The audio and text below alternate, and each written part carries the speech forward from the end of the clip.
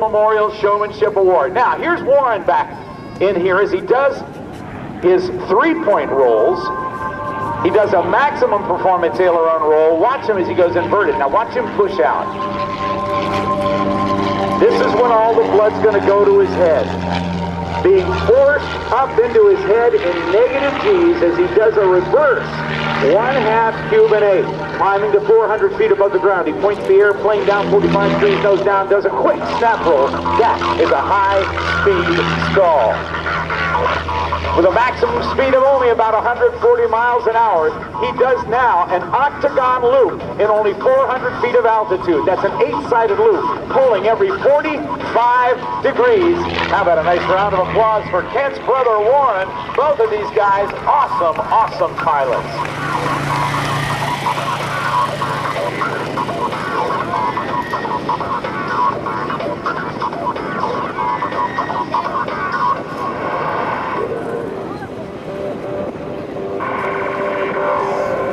Now Warren comes back around.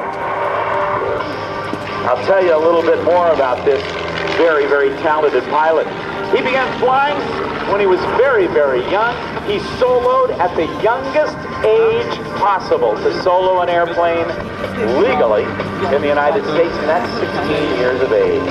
He continued working on his certificates and flying with his dad Al and his brother Kent. Warren flew commercial charter for the family business soon after high school and continued operating the business with his dad until 1989, when Warren began working for a major airline as a pilot. And this is not the kind of flying he did in those airliners.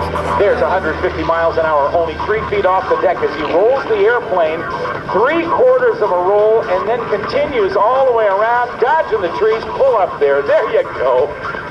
This little clip-wing Taylorcraft has an incredible roll rate because, as I mentioned, about 3 feet of each wing has been taken off to increase the performance big time. In 1980, after restoring this clip-wing Taylorcraft, Warren joined his dad and brother in the airshow industry. His airshow airplanes, including the one you're seeing right now doing the hammerhead stall turnaround, and a laser-type design which he named the Schnortzensummer, were built by Warren, his dad, and the shop crew at Pietsch Aircraft. Right on the deck, only about 4 feet off the ground.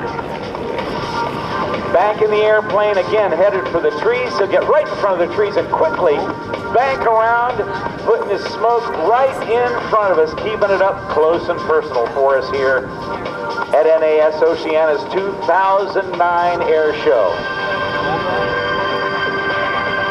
It takes an immense amount of skill because these airplanes are totally stick and rudder airplanes. No fancy instrumentation, no computers, just incredibly talented seat of the pants flying. Warren is currently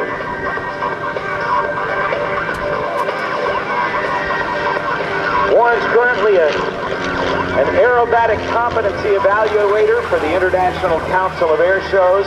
In other words, he's one of the guys who says to the other aerobatic pilots, you are qualified to fly.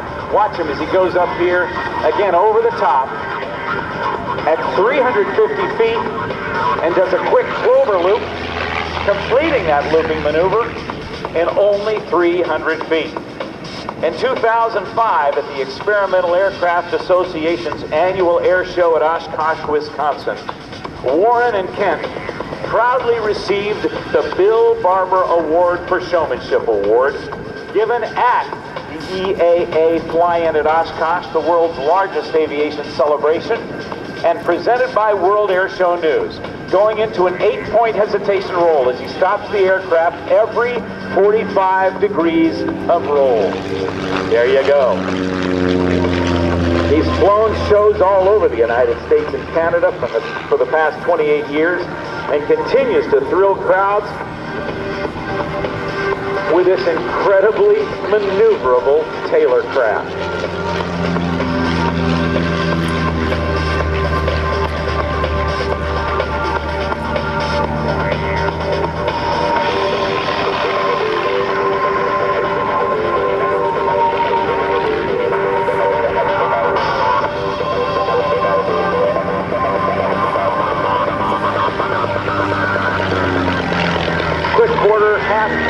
snap roll and watch him yank back on the stick. That's called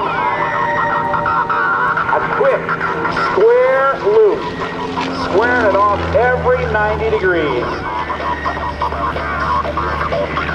Up in Minot, North Dakota, that's the home of the Pietsch family. Pietsch Aircraft Restoration and Repair is the name of their company. And they have traveled from the west coast to the east coast. Now watch this. There's a quick snap roll. That's a high-speed stall. He shoves the rudder pedal to one side, pulls back on the stick, just sucks it back into his lap as tight as he can, and stalls the aircraft and really brings it right back into upright flight very, very rapidly. During that time, during that little bit of stall, the airplane's not flying, it's just falling.